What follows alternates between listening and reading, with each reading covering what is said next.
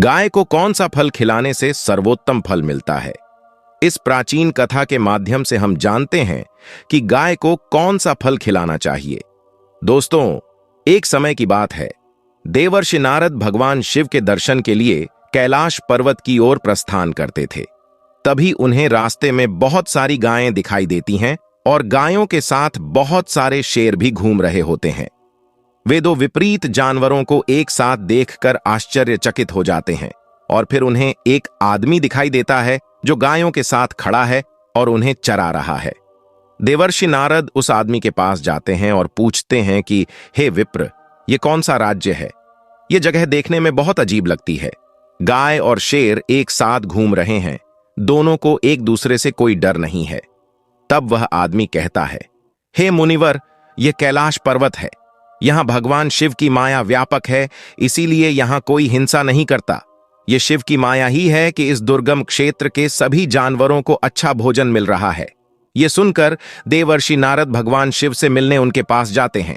देवर्षि को देखकर भगवान शिव कहते हैं, आइए देवर्षि, कैलाश में आपका स्वागत है। आज आप किस उद्देश्य से कैलाश आए हैं?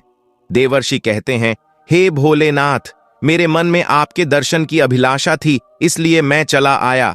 आपके दर्शन मात्र से ही सारे कष्ट समाप्त हो जाते हैं, ऐसा भगवान शिव कहते हैं। हे देवर्षि, अभी भी आपके मन में कुछ संदेह रहा होगा, तभी तो झिझकते हुए पूछा। देवर्षि कहते हैं, हे भोलेनाथ, आप तो सब कुछ जानते हैं, फिर भी पूछ रहे हैं। आप गुलाम को हुक्म दें तो मैं पूछने की कोशिश करता हूं। हे भोलेनाथ, आप पशुपतिनाथ हैं, इसीलिए आप सभी प्राणियों के रहस्यों को जानते हैं। आज मैं आपके पास गौ माता का महात्म्य सुनने आया हूं। गौ माता को कौन सी चीज सबसे ज्यादा प्रिय है और कौन सी चीज उन्हें खिलाने से मनुष्य के सारे दुख दूर हो जाते हैं? भगवान शिव कहते हैं, हे देवर्षि, ऐसा लगता है कि आपने संपूर्ण मानव जाति के कल्याण के लिए एक उत्कृष्ट प्रश्न पूछा है। इस सवाल का जवाब देने से पहले मैं आपको इससे जुड़ा एक प्राचीन इतिहास बताता हूं।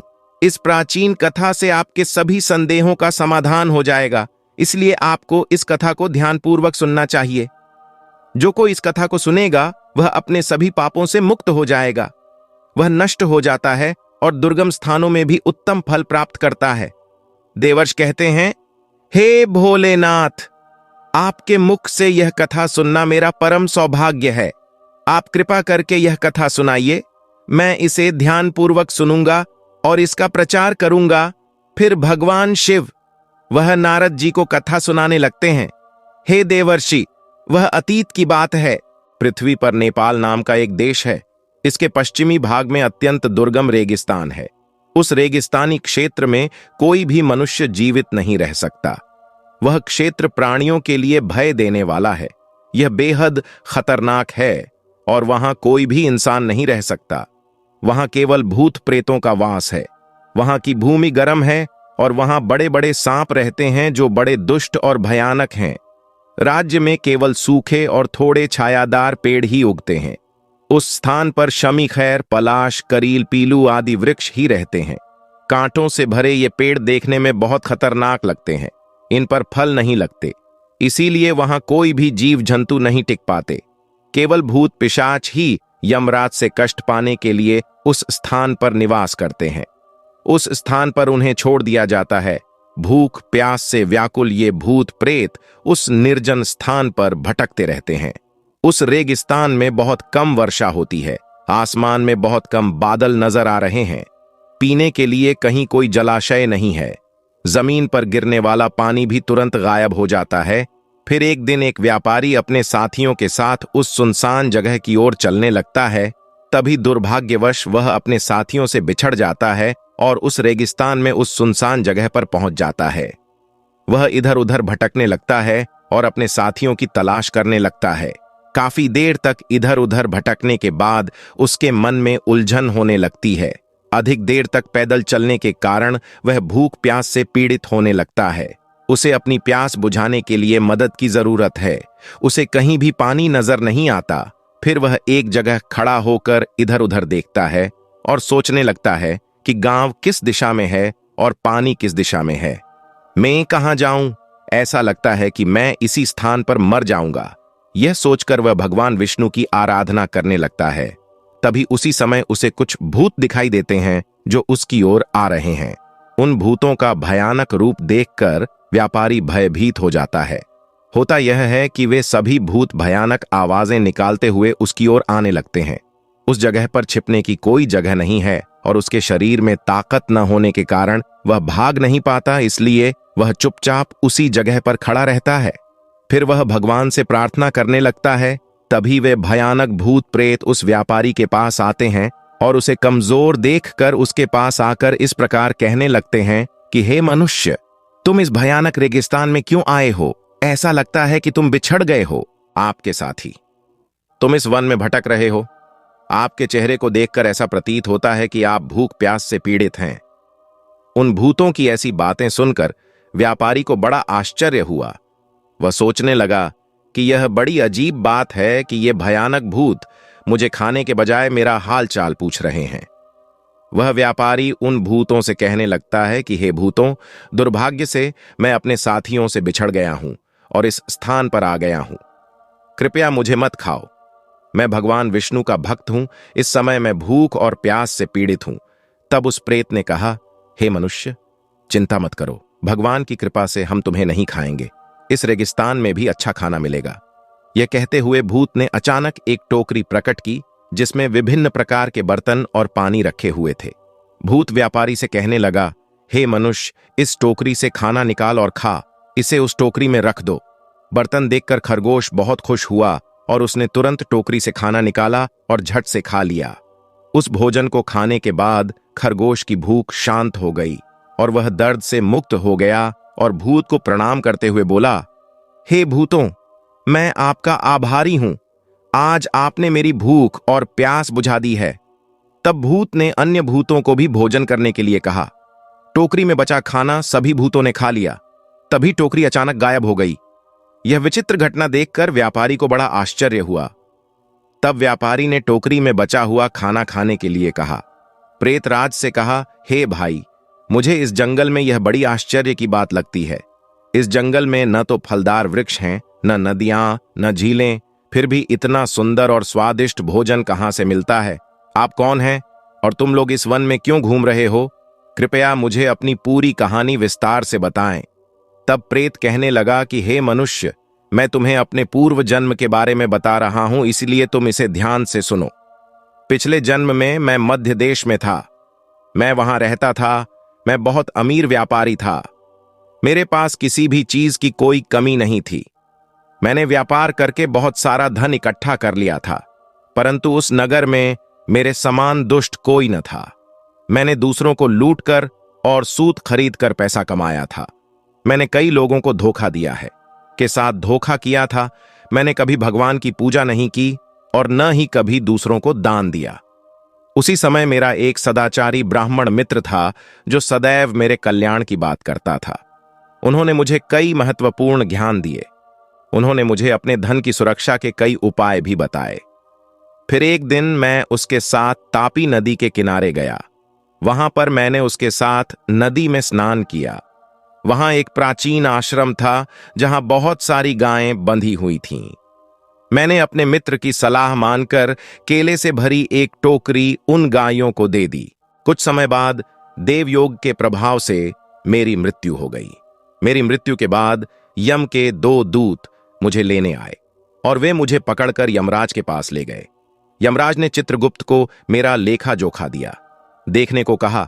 तब चित्रगुप्त ने मेरा हिसाब निकाला और कहा, हे धर्मराज, यह दुष्ट आत्मा नास्तिक है। इसने कभी भगवान की पूजा नहीं की, इसने कभी दान नहीं किया, केवल एक अच्छा काम किया है। उसने अपनी गायों को केले का फल खिलाया है, बस यही उसका पुण्य है। चित्रगुप्त की बात सुनकर यमराज ने अपने दूतों को आदेश दिया कि मुझे प्रेत बनाकर इस दुर्गम क्षेत्र में डाल दो। नास्तिकों और बुरी आत्माओं को भूत बनाकर इस दुर्गम क्षेत्र में फेंक दिया जाता है। लेकिन मुझसे एक ही अच्छा काम हुआ।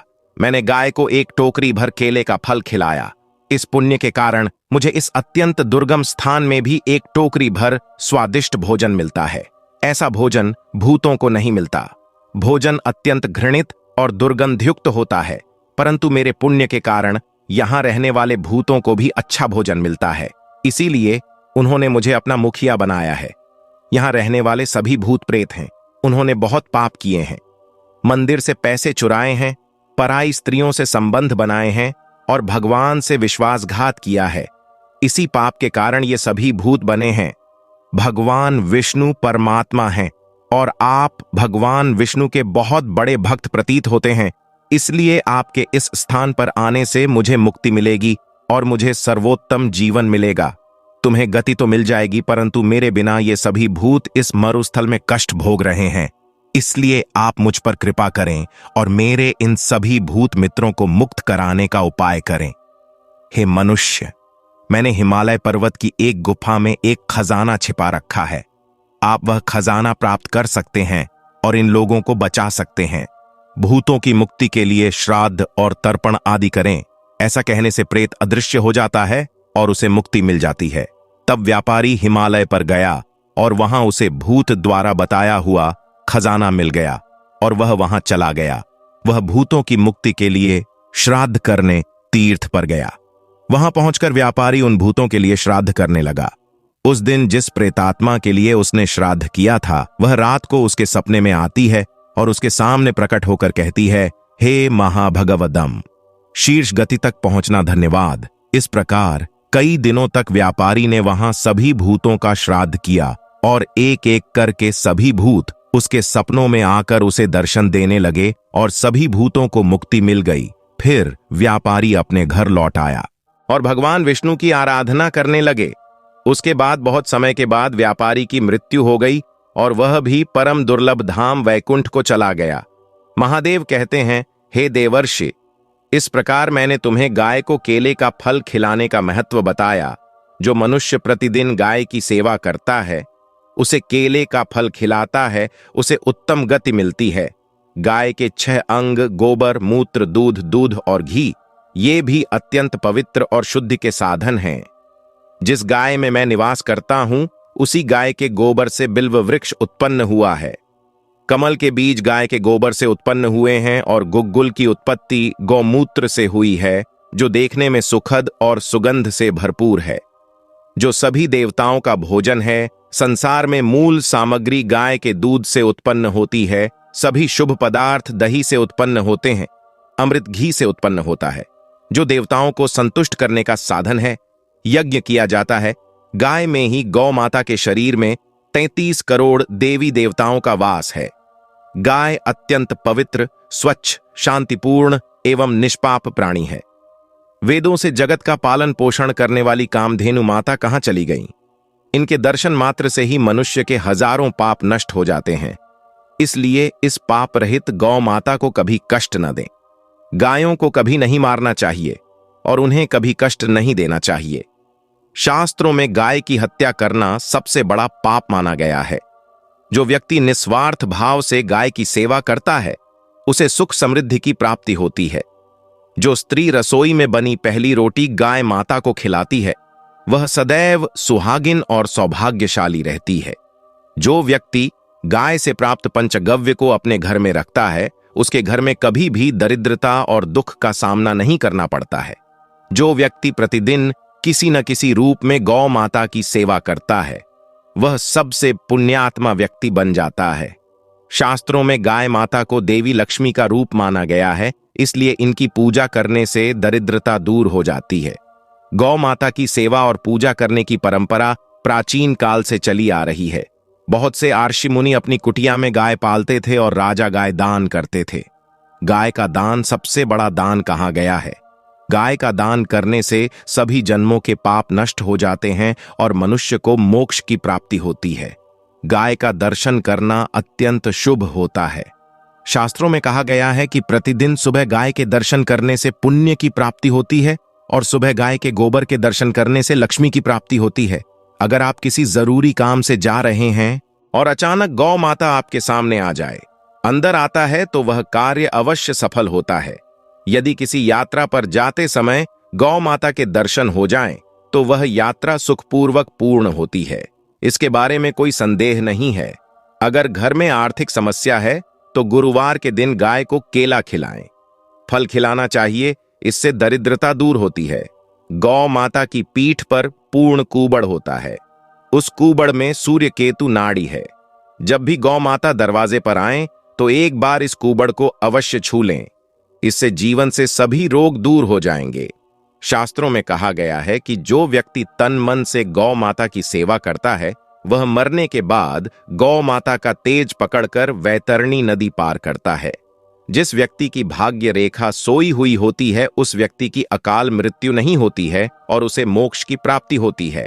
यदि वह व्यक्ति अपनी हथेली पर गुड़ रखकर गौ माता की जीभ से स्पर्श करवाता है तो उसकी सोई हुई भाग्य रेखा खुल जाती है और उसका दुर्भाग्य सौभाग्य में बदल जाता है।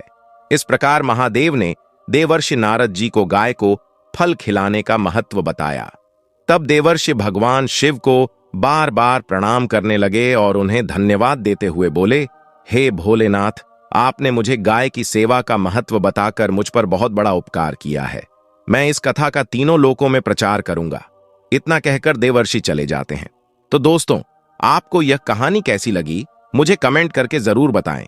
मुझे उम्मीद है आपको यह जानकारी पसंद आई होगी। वीडियो को लाइक करें और कमेंट में हर हर महादेव जय गौ माता जरूर लिखें। इस चैनल को सब्सक्राइब करें। आप सभी को धन्यवाद।